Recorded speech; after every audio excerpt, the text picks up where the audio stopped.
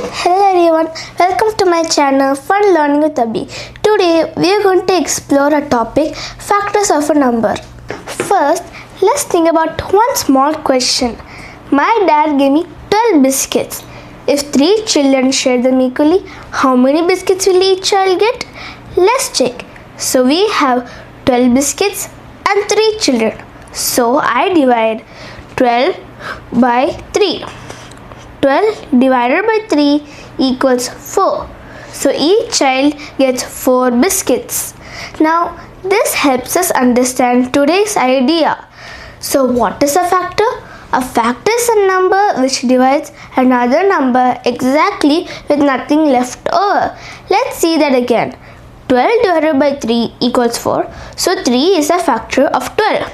Also 4 is a factor of 12 because 12 divided by 4 equals 3. That also divides exactly. 4 is a factor of 12. Now let's see one more small question. Is 2 a factor of 8? Let's check. So 8 divided by 2 equals 4.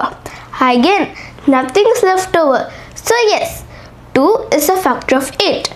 Now let's see a number which is not a factor. Is 5 a factor of 12? Let's check. If I try to divide 12 by 5, it does not divide exactly. Something's left over. So no, 5 is not a factor of 12. Now I want to check the factors of 12. Let's check one by one. 12 divided by 1 equals 12. So 1 is a factor of 12.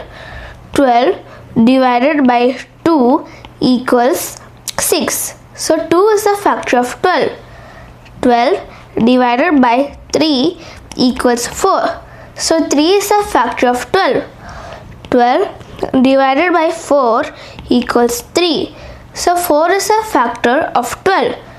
12 divided by 6 equals 2. So 6 is a factor of 12.